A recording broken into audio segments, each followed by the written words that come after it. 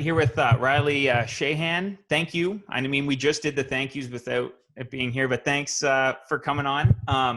Mitch just kind of explained what we are, and I'll explain it quickly to you again. Our podcast is called The Runners Up. Mitch and I are both comedians, local comedians. We do some other things as well, and we lose at stuff. So what we do is we get people that win on our podcast. So that's kind of, and so now we have a guy who's basically won throughout his whole career because his job is to play professional hockey. You were a kid dreaming about playing hockey, and now here you are. How cool is that? Yeah, it's definitely special, and sometimes you get bogged down by the stressors or travel schedule or whatever, but at the end of the day you look at it and it's a dream come true that you get to share with your family and your friends. And you definitely, I couldn't ask for anything better, and you get to know some incredible people on the way and carry some life experiences with you. So how our podcast has kind of worked is we've just reached out to people we knew and then we found people, and then people have been on our podcast, and then they've hooked us up with other people. So like you, we were connected through Taylor Beck, who was on our podcast. So one of those guys that you met along the way. And I don't know if you listened to it, but he talked a lot of smack about you.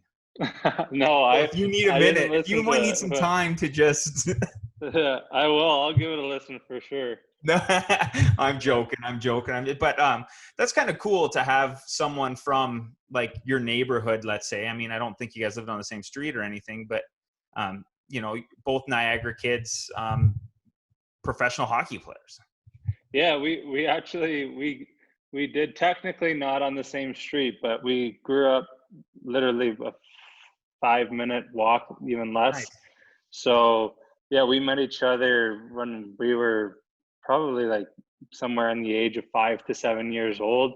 And yeah, we've been close ever since. We played hockey growing up together. Families are close, and then kind of went our different ways in terms of hockey paths, but we've always stayed close. And to this day we're good buddies. So he was actually just down about a week and a half ago, so we got to spend some time together because sometimes it's hard with the different schedules or whatever. But yeah, we remain close this whole time, so it's been pretty cool. Did you guys have like sick road hockey games? Yeah, we did have some. We actually, I mean, it's Canada. You I feel like most kids on the block play hockey, so we had a variety of different skill levels and stuff. But our street, we had some good games. Taylor's got an older brother that he'd have his buddies over, and then they kind of live right on a circle, so that street wasn't very busy because it was obviously just a circle, only a few houses down there. So we had a good street for it. So yeah, some good memories there for sure. You got to represent the city early on by playing for the Junior B St. Catharines Falcons. And then from there you went to NCAA with Notre Dame. What made you decide to take that path to professional hockey? Yeah, it was definitely a little different, like compared to my buddies like Taylor and a few others from the Niagara area, and they obviously went the OHL road. And I think just for me at the time, like as a 15-year-old, not really sure if hockey was the end-all be-all. Both my parents were teachers, so the education part of it was important to us, and just kind of weighing our options. I mean, I'll be honest, I don't know if I was ready to leave home at that age, like they require you to do in the OHL, and just to kind of take a little more time to plan out on what I was going to do and stay closer to home. So I'm glad I did it. I went to Notre Dame at a decently young age to go play college hockey, but I learned a lot and made some great friends, and it was fun. It was definitely fun playing Junior B in St. Catharines, where I think at that time it was a little more popular, but we had fun with it, and I got to play with a lot of my buddies who I actually kind of grew up with. So it was a good time. So in the I know in the OHL draft, you were drafted in, I think it was the 3rd round I saw, by Erie. Yeah, third or I think it might have been the fourth round, but yeah, right around there.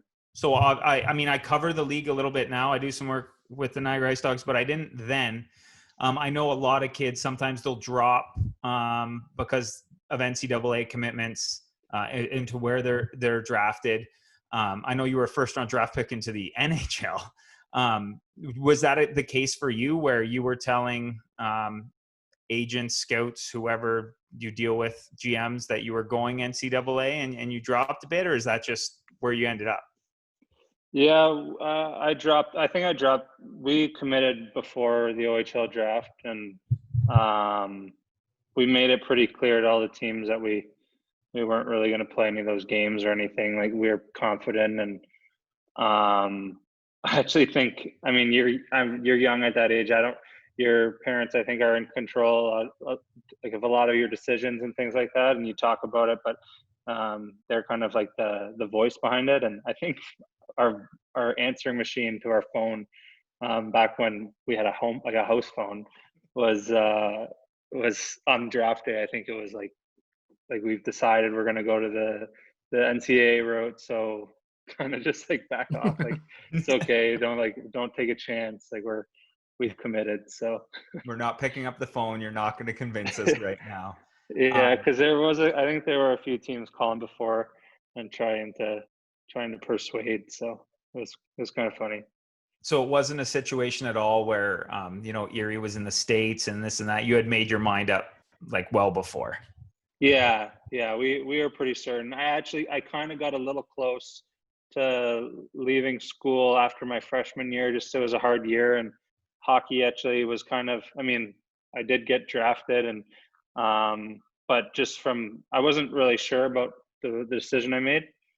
And we did have some talks with Erie and stuff, but nothing ever came from it. And I ended up going back, and it was probably the most fun year I ever had, my sophomore year.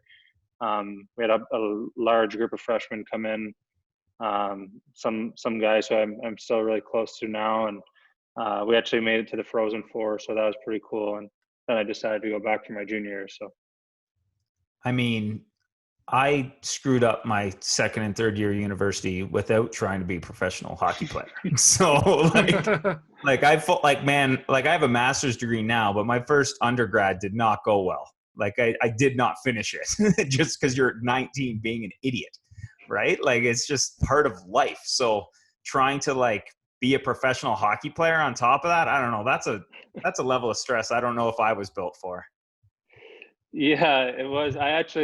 It's funny because I just started probably a week ago. I started my schooling again, and I'm 28 now. But like, I don't know. Like you said it. Like, just like your mindset going in, as hockey was kind of the priority, and then you all of a sudden are just introduced to all these new like ways of partying and football games and things. So I mean, I understand kids who going away to school, and if they're gone away from their parents and things like that, it's an adjustment. So yeah, there's something to say for the age you leave home and the things that you're expected to do, and it's a lot when you're that age. I was gonna say, so there's, I don't want to get, well, whatever, we can get in as deep as you want into this, but so obviously there's a bunch of hazing stuff in the news right now with the OHL.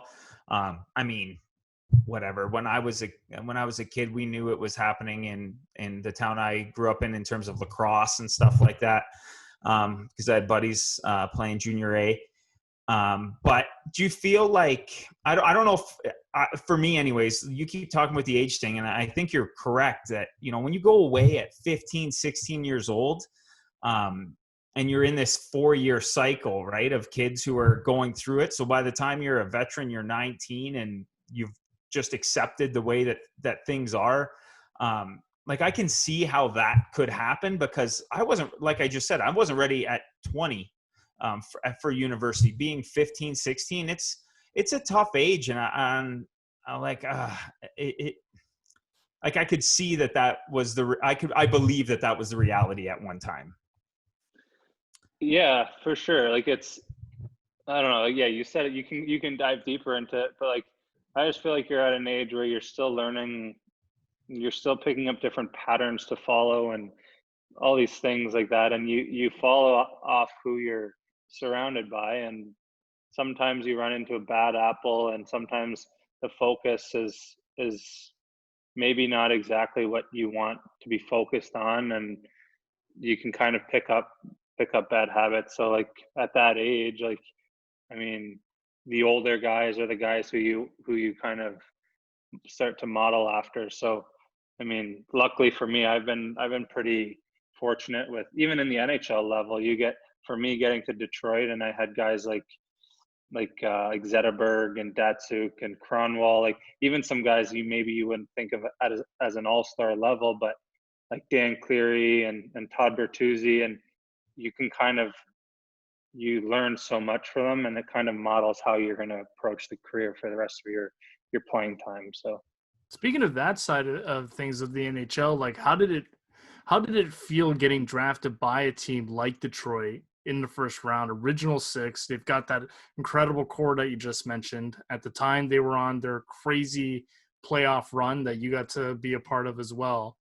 What was that feeling like to be picked by a team like Detroit? Did you know Detroit was going to pick you? Were they talking to you beforehand, or did you have a feeling like Taylor felt he was going to be picked by the Leafs? He told us instead of Nashville. Did you feel that kind of way, that there was another team looking at you? I didn't even really know, and I think our projection kind of fluctuated throughout the whole process. Like, so I didn't know. I kind of knew in the first round was a definite possibility, and right before they drafted me, my agent actually looked around and was like, "Riley, like fix your tie."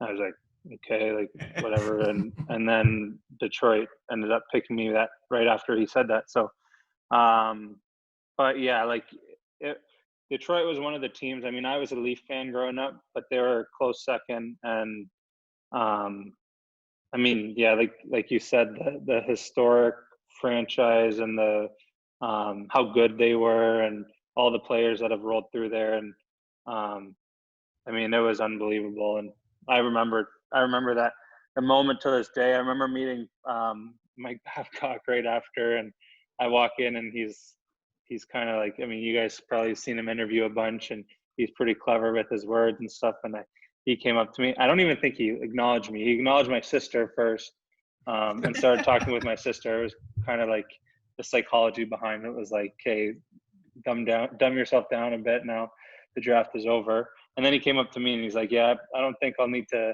really get to know you for another 5 or 6 years." So I was like, "Okay, really?" I was like, "There's still a lot of work to be done," and it kind of makes you think that once you get drafted, there's still tons of work you got to put in. Now you proved him wrong though, right? You only spent, I think, 3 years in the A. Well, yeah. So I was after my freshman year of school, or yeah, right after my freshman year, and then I had 2 years of college after that, and then another year and a half. So a little less. Yeah, it would have been right around like 4.5 years, maybe. Under the wire. Yeah. Yeah. So yeah, I made the cut there, but he was good. He was great. I mean, he did a lot of stuff like that to kind of play. I want to say play mind games, but to just kind of like level you out and make you realize and understand that even once you make it to the NHL, to stay in the NHL is a whole nother game. Well, that's like, so I mean, I'm just going to make up numbers, but I mean, I'm sure they're close to true. To be in like the OHL and the NCAA, you're in like the top 3% of hockey players in the world. To get into the NHL, you're in the top less than 1%. And then to play there for what, you're on season 9, 8, 9, like you're in a very small elite group. I mean, because you're in it still, it's still your day to day. Do you like sit back and reflect on like you've done something that's shocking? Hey, yeah, I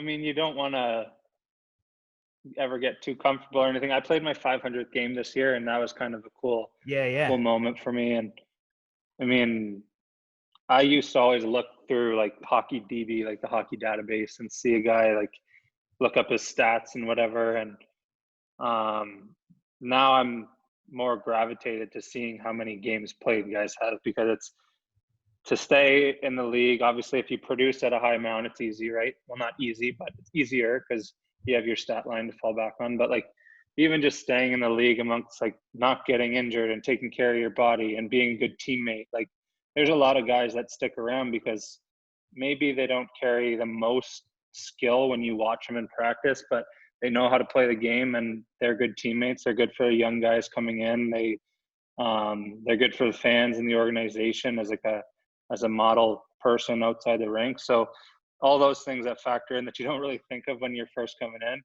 I mean, now it's kind of to have your games played number increase, I think is pretty cool. Who were some of those model guys for you? Because you've played with an impressive roster of future Hall of Famers for sure in your time in Detroit and Pittsburgh and now, of course, in Edmonton. Who were some of the guys, though, when you were starting out that really you felt took you under their wing? Yeah, I mean, Detroit, we had a ton. Like, I mean, I could say like the guys who are our best players because they were for sure. I mean, everybody carried themselves so well, and the organization did a great job at kind of molding your kind of ideal hockey player and person. Nick Cronwall was unreal. I mean, Zetterberg was unreal. Datsuk was unreal. Hard to understand him, but he was very, very good person. I mean, I remember Dan Cleary was like very vocal and kind of very, he directed a lot of his time to the young guys and making sure they understood how to respect the older guys and how to kind of stay in the league. And then when I went to Pittsburgh, like I couldn't say enough good things about Sid. Like he's one of the best players ever, but it's unbelievable. He doesn't do anything wrong. He signs autographs for as many people that wants autographs. He takes time for kids. If I have friends that come over to the rink and they're waiting for me after the game, he'll initiate conversation before they even say anything. Like just little things like that. So, like look at like Matt Cullen. He's played 1,500 games. Like stuck around for a reason, right? Like he was never a huge goal scorer, but just a good locker room guy, and he played the game the right way and I think he's won 3 cups for it, so it's pretty cool. One of the things I love about like the NHL and just sports, all sports, because like I just said, you get into this such a small percentage of people. So like when you were 15, decided I'm not going away because I'm going to go to the NCAA when I'm a little bit older and more mature. You played in Junior B, which is still an older league, just like the OHL. You just get to stay at home, right? It's still a lot of 18, 19-year-olds, especially on the Falcons. But you're putting up, 2 points a game when you were playing Junior B or whatever it was?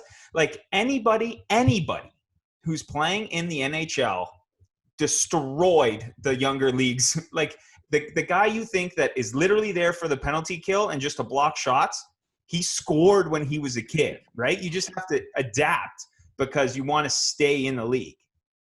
Yeah, 100%. And that's one thing that's hard for people to understand. I think kids growing up, you see so many kids with the most skill in the world, and then they're just not willing to change to adapt to whatever position that they have to fill in. You look at a team, you look at how much a roster changes, and it's really not that much. Like you go through a team, like you look at Pittsburgh. When I was in Pittsburgh, if you're a centerman and a young centerman, you're not cracking that lineup for 15 years as a 1 or 2 centerman.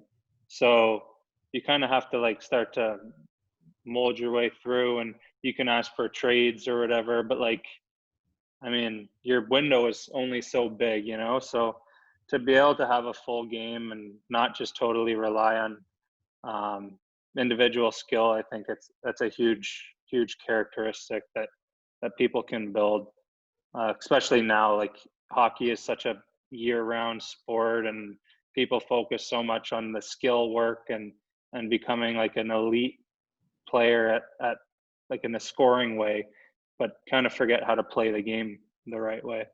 It's interesting. What's the because that's one of those hockey idioms, right? Like the right way. So to you, what's the right way to play hockey? I mean,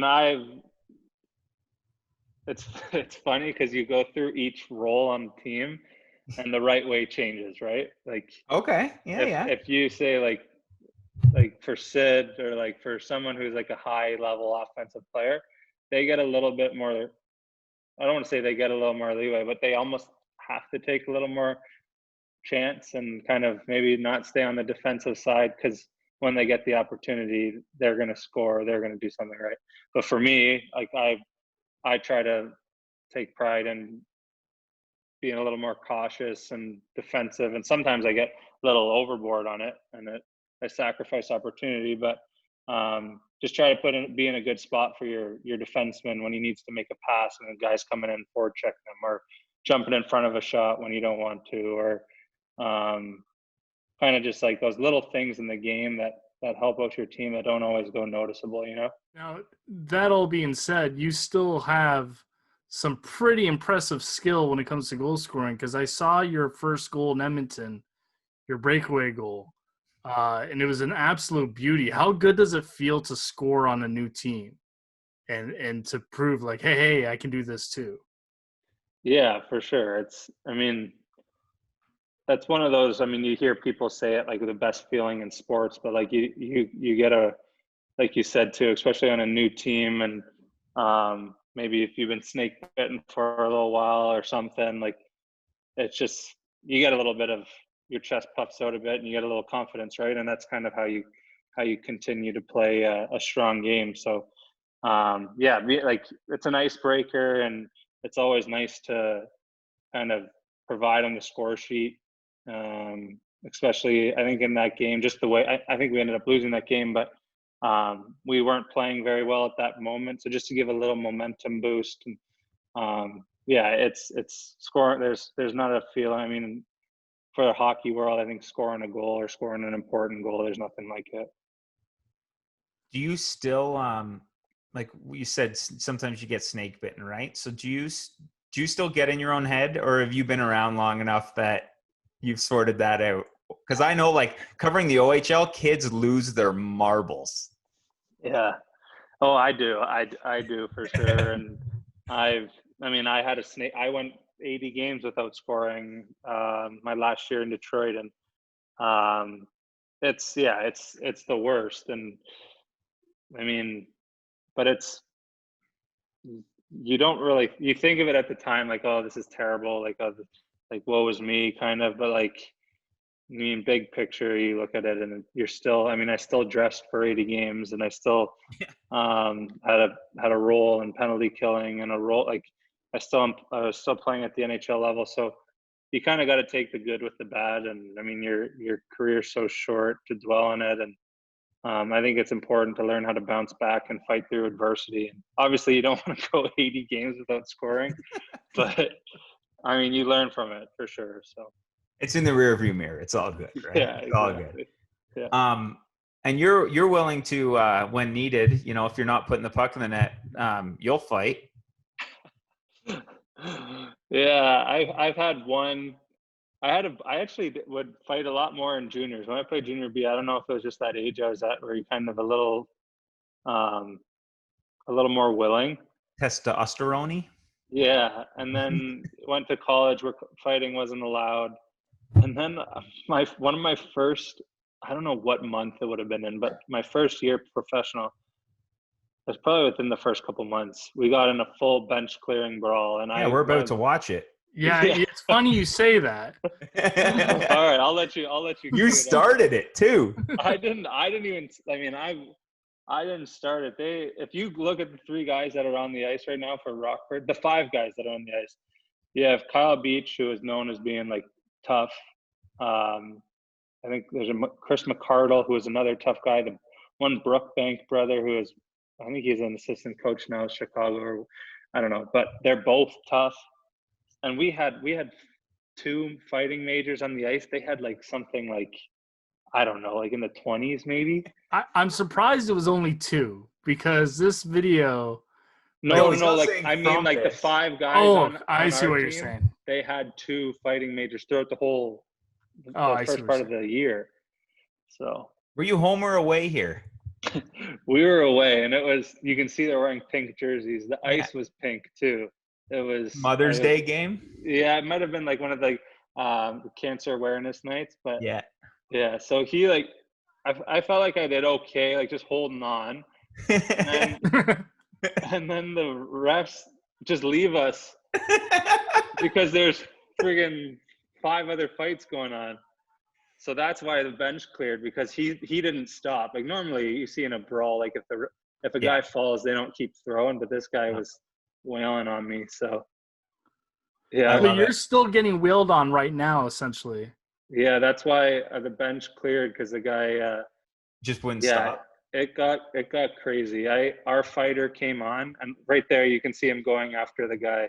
Yeah. And he was lucky that the guy who came at me was lucky that the Didn't get a refs hold kind of of him. came in, because I think he had him by the throat for a really long time. But that's like, I mean, I would have to see the game and break it down and everything. But if you're throwing out that line against that line, it's almost intentional. You know what I mean? It was 100%. It was intentional. We were up like 5-2 and like early in the second, and their coach, I guess, just he just wanted. We had me, Thomas Tatar, and then another French guy, Francis Perret, who was one of our good scorers, and then 2 NHL defensemen. So it was kind of like a way to send a message, but yeah, Yeah, it was and they're home, wild. so they get the change, right? So their coach just sends those guys out. Yeah. So my fiance now, she was my girlfriend at the time, was at the game with her mom and her brother, I think. And I didn't ever really meet. It was the first time I met her brother, and I don't know if I've really met her mom yet. So Oh, that's they're like, oh my God, like, is this what like we're expecting the rest of your career to be like? Just brawls and fights and you getting jumped and This guy's face isn't going to look the same in 10 years. yeah, it was pretty funny. That's awesome. Yeah, we saw that when we were looking it up. We're like, look, this is like I'm the guy who like I'm not anti-fighting. Like I could do without it. I don't care. But I also will not lie and pretend that I don't stand up whenever there's a fight. Like you get jacked up for it. Yeah, 100%. Yeah, I'm kind of the same. I just hate seeing guys getting like KO'd, or Yeah. I mean, the head injury stuff is scary, and everyone reacts to it different. So like one KO for one guy could mean like very harsh kind of stuff you're gonna have to deal with later in life, and but it does play a big part. You don't get, I mean, you look at guys like Tom Wilson, Ryan Reeves, like nobody ever messes with guys on the ice for those teams. So definitely it still plays a crucial role. What do you think about the speed of the game now in terms of injury? Because it's getting so fast. Like you weren't with Edmonton when Connor got hurt behind the net there, right? But No. like I watched him in junior, and obviously you've seen the game. You over the years you've been in the league, the game sped up. So like it's getting so fast. Like people are gonna get hurt. Yeah, it's insane. Like and Connor's a perfect example. Like, and he doesn't slow down in practice. Like he is full blown, like just roaster. I don't want to say roaster defenseman, but like he does. Like and no one can stop him. And like, but like one defenseman trying to like finish his check, or like maybe gets his stick under his skate, like I don't know. It's scary. I couldn't imagine going that. I couldn't imagine going that fast. And he's still so skilled when he is that fast. So it's obviously a threat, but like offensively, whatever. But it's like threatening to himself a bit. I mean, he is in control, and he's super good at keeping his balance and everything. But you just never know. Sometimes it's nerve wracking watching him. You're like, oh my God, slow down.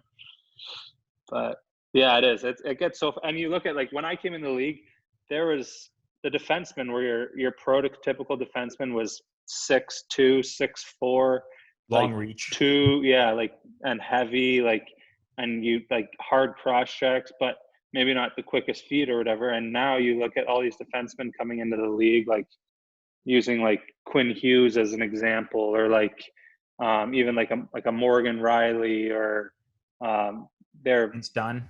their quick feet, like good on their feet, a good first pass, offensive, but they're not overly physical. So it is nice playing against that because you don't get those hard cross checks. Like remember like Robin Regier and guys like that, like they suck to play against, but it is harder to kind of move around offensively because they're so good with their stick and their feet. Do you like the changes? Yeah, I mean, it makes like a more entertaining game, I think. And I think just some of the stuff that you see these kids, even like kids you see on Instagram and stuff, you see them do, it's pretty impressive, like the skill level. But it does say something too. I mean, you look at the teams who have won in the past, and it's like it's a full team, right? Like it's not just a bunch of guys who are skilled.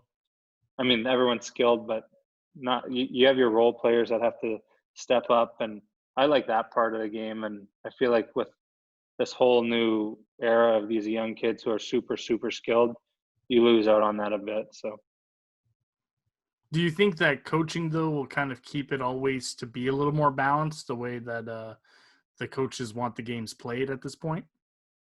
yeah, for sure. I definitely think coaching's huge. And I think, I mean, I've been fortunate to be coached by some really good coaches. And but yeah, that like you hit the nail on the head. A lot of it comes down to coaching, but it's hard too, like relationships from coaching to GM to owners, and owners wanting certain players in the limelight so they can sell the team better, and just like things like that. Sometimes it's hard to really get messages across to players because there's always a mixed message between coach and GM and things like that.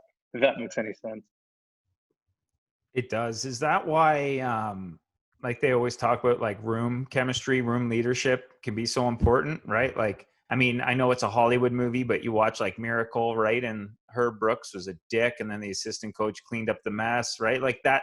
And I've seen that in junior hockey as well, where, you know, a head coach will have a bit of an ornery stance towards the players, and then the assistant coach is supposed to be that bridge builder. You know, is that why that kind of that room chemistry and leadership that is always talked about can be so important? Yeah, for sure. I think, I mean, I feel like there's so many different strategies that coaches try to play. And I think the old school mindset was that like kind of intimidate or try to like not be friends with your players, and like kind of create that a little bit of like get the room to be closer. So when the coach comes in and starts yelling and screaming, it kind of bonds the group a little closer. But then like, I don't know if you guys watched the Last Dance documentary, the Michael Jordan one. Yeah. And then you look at a guy like Phil Jackson, who kind of like individualizes each player and like lets Dennis Rodman go on a 72-hour vacation mid-season or whatever.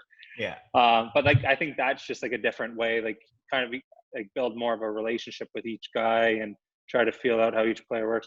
So I feel like it kind of goes different across the board, but yeah, it's just interesting. But I definitely think coaching definitely plays a huge role. I mean, you're in the middle of a career and hopefully nowhere near the end of it, but do you even look towards post hockey into coaching or anything like that? Yeah, I don't know. I've thought about it. I don't know what level I would like to coach at or what, but I mean, it's something that I'm definitely interested in, and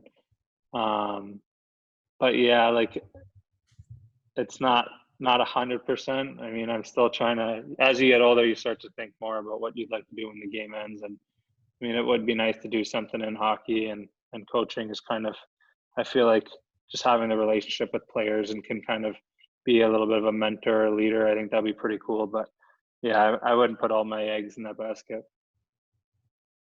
Now, what I'm curious about is, you know, you've had this awesome career,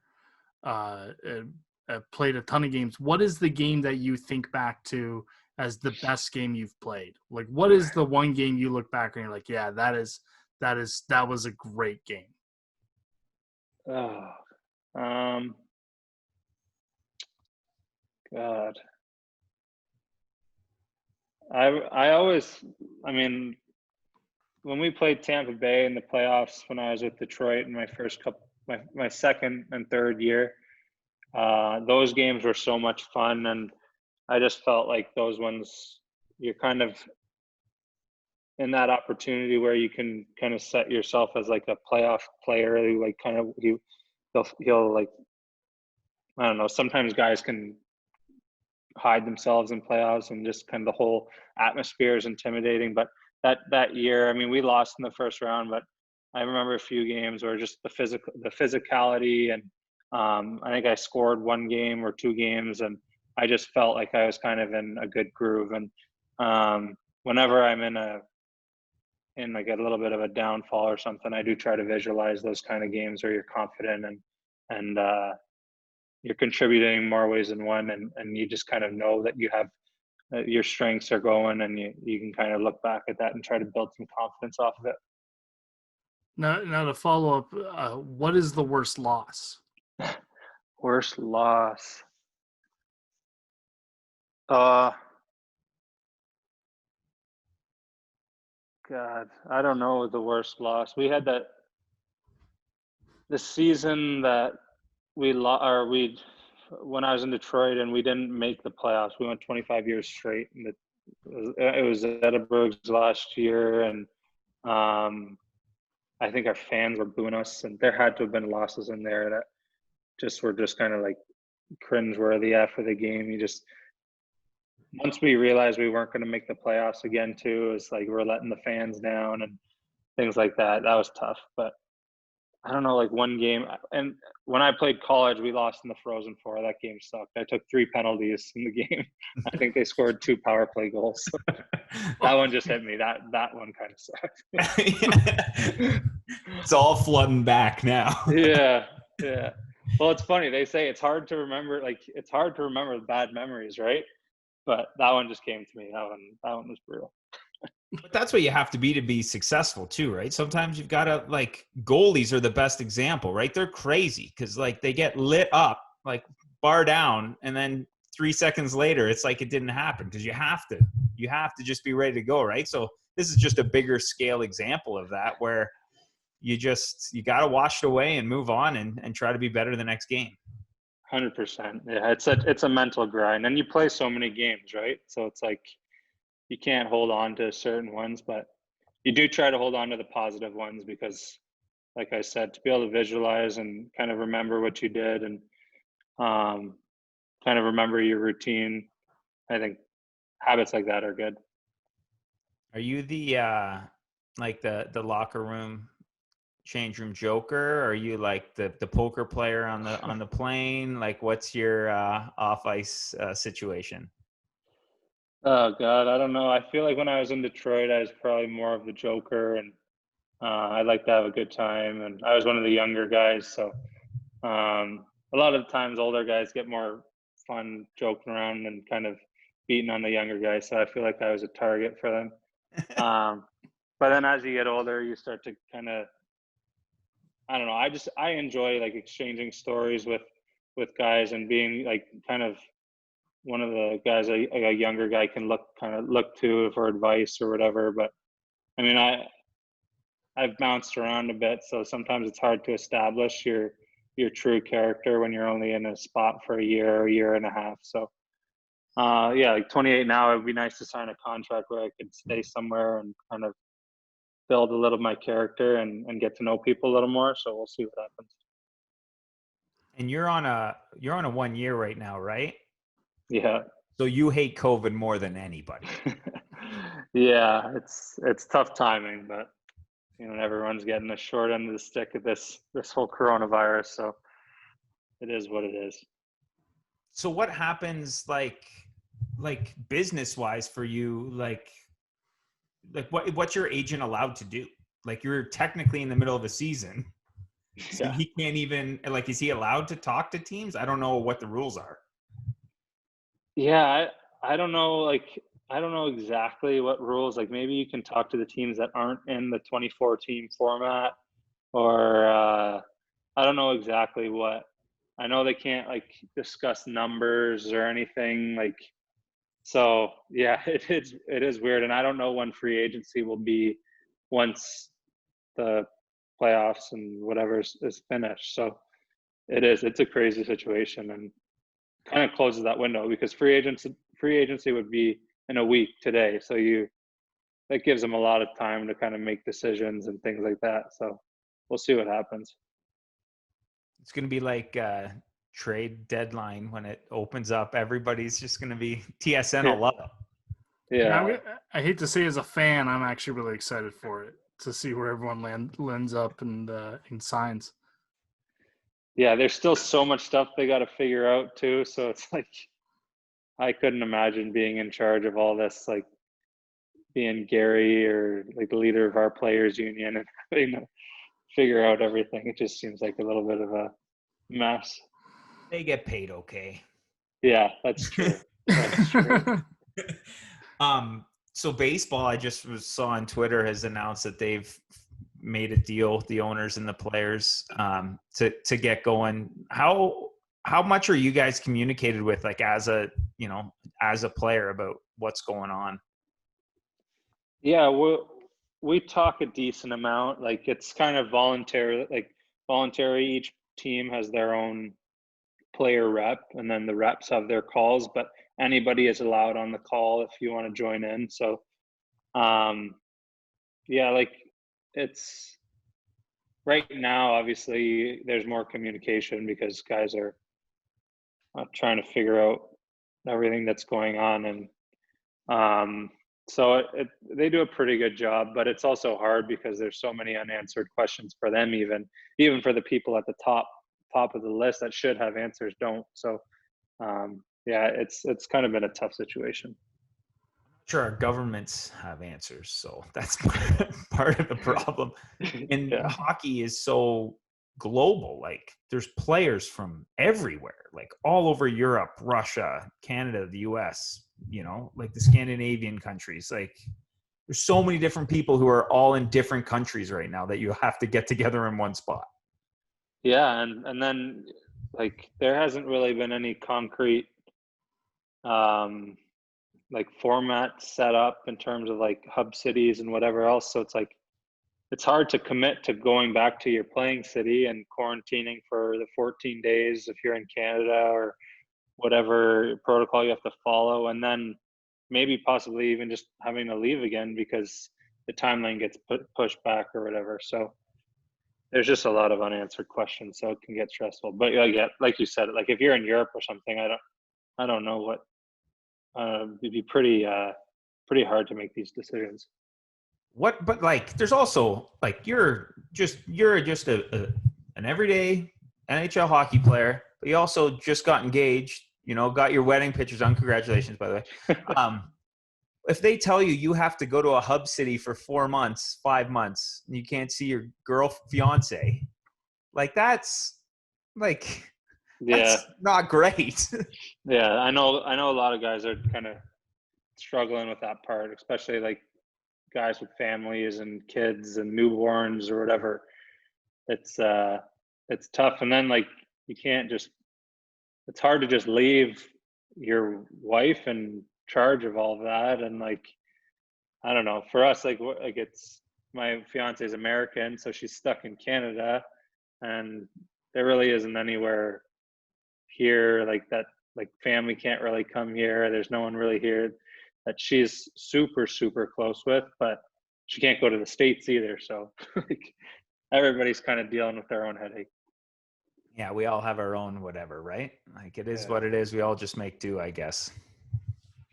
Yeah. So we've taken you for almost an hour. Yes, thank you so much. You had a nice background with like the sun and trees. Now it's just black. It was just raining a ton here. So, but are you in Niagara, like in the area? No, in Huntsville. Oh, okay, nice.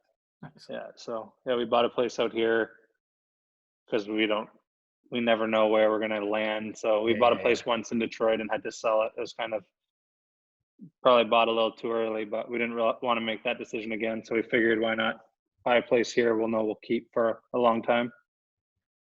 I just started fishing, so it's kind of been that's been my focus for this whole COVID, is being a better fisherman. And I'm still terrible. I don't get fishing. I don't get it. Yeah. I can't process it. I don't get it. I mean, if you want to catch a fish and eat it, I'm down. I'll eat it with you. But like spending 6 hours on a boat, like I can just drink those beers in my cottage. I don't need to go out on the boat to do that. I just like bought like a little fishing boat and got my boater's license, and I was trolling down the banks and trolling like I know what I'm doing. I had no idea what I was doing. And I just like I let the line go behind the boat, and it got tangled in the motor. So I start to like panic. I'm close to the bank, so I'm drifting into the banks. And I pull the motor up and I start unraveling all the line. And as I'm doing that, a fish bites my lure. So I have the line going crazy because the fish is on. And then I like drag it all in and take the fish off, unravel it. And at this point, I'm like 2 or 3 feet deep water with like huge rocks. I just got this new little fishing boat. So fine, I get the line off, run back up, put the motor down, and take off just in time, or else I would have easily like dinged up my motor and dented the boat. But that was my latest fishing experience. But on Instagram and Facebook or wherever else, it just looks like you caught a fish. It's all, I haven't told many people that story. So. Thank you so much. Thank you very much. Guys. Okay, take it easy. Cheers.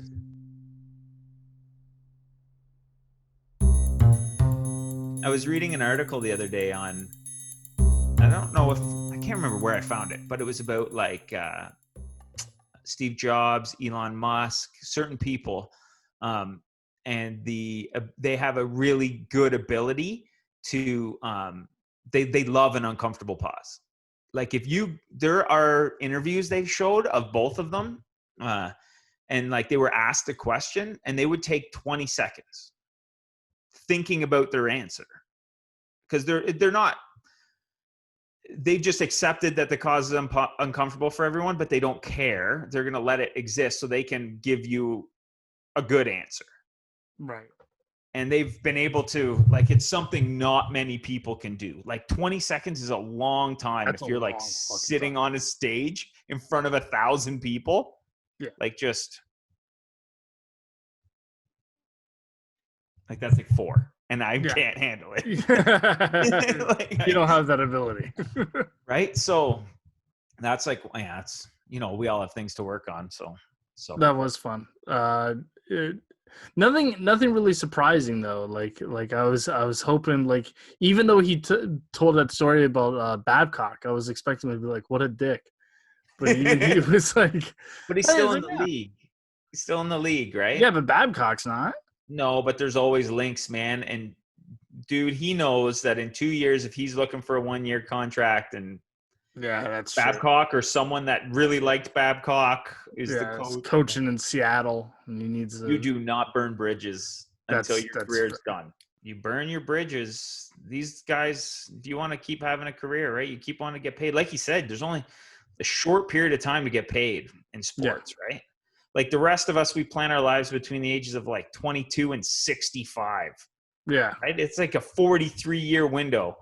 The elite NHL player will play 15 years. Elite. Yeah. Right? Like a lot of these guys are banking on a 5 to 10-year window to get paid. So you can't minimize that at all unless you're Sidney Crosby or Connor McDavid, because it doesn't matter because you're so good. Yeah. Well, Connor's getting paid, so. Yes, sir. Crosby's deal looks like dog shit now, but Sidney Crosby's fine. He gets paid so much money by Canadian Tire and Nike and whatever. Tim Hortons and and he knows he wants. He was on packages of bread. I mean, that tells you Dempsters. Yeah, that tells you how fucking how okay Sid Crosby's doing. Have you ever purchased bread based on the man standing on it? I bought the Sid Crosby bread, if that's what you're asking. Yeah, kinda. But Yeah. is it the brand you normally would buy? No, I would buy whatever the store brand cheap stuff is. So you changed bread for a For- plastic bag, man face on it. I think it had a contest. Like you can meet Sid Crosby, and at the time I was living in Quebec, so I just wanted a free flight out of Quebec. Out of So don't you read the terms and conditions?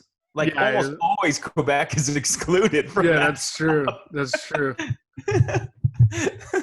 I wasn't really thinking. They had a standee though. They had like a Sid Crosby standee. I remember this because it was so important to my life at the time. I mean, it must work because so many companies do it. But like bread, what's cheapest? It's bread. Like I'm never. Yeah, but then I think about like Michael Jordan in underwear. Underwear? He does Fruit of the Loom. He's been a Fruit of the Loom spokesman know for that. How And do I you know not see- what Fruit of the Loom is. It's probably from him. Or is it Hanes? See, I don't even know which Well, brand. now you're making my point for me. Yeah, I'm pretty sure he's Fruit of the Loom. Oh man. Okay, hold on. But all these companies do it, right? They align themselves just for. Why'd you say sorry? I just got your message. Sorry. Oh, because one of the times I interrupted you pretty bad. Oh, I wanted to apologize to you, so it's all good. No. No, because I stole your question of like why'd you choose the path of the NCAA. I knew that was a question you wanted to ask, but I was just like, I just need to get my voice in here for real quick. But no, but don't do that. No, don't do that because when I say something like that, I don't care about a question. I just want to make sure we end up on that road at some point. Which was a cool road, and I'm glad to hear he wasn't hazed. I'm glad to hear he had a good time. Well, university's a little different, right? Because they're a bit older, and they are regulated a little bit more but the NCAA is a thing with a whole different set of issues. Well, for sure. Right? Like so. But when I think of hazing, I think of that butt chugging incident. All right, I know what it is, but I just don't recall the incident. Let me Google Did someone butt chugging. Let me look up butt chugging lawyer.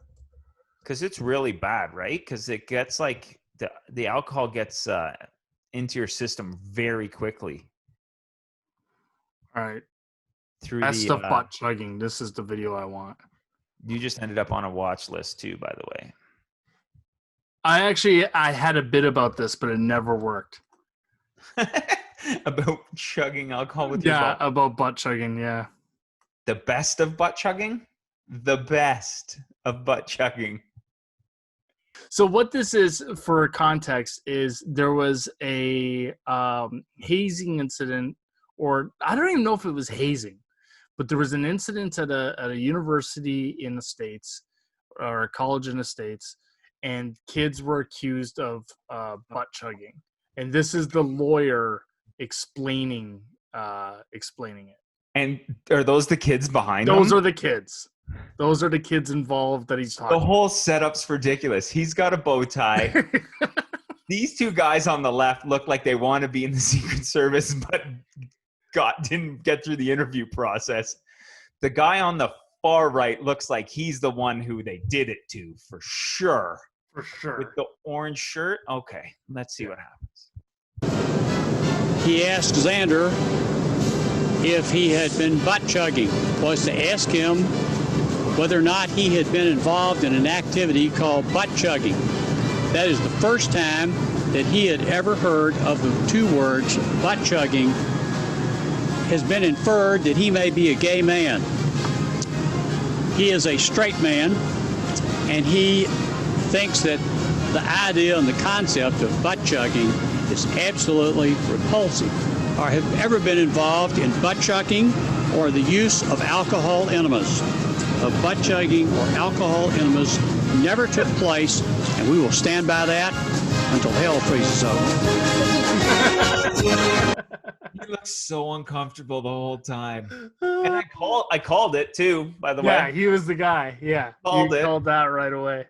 He looked so uncomfortable. He was like Do you know when someone looks so uncomfortable because you know they're lying?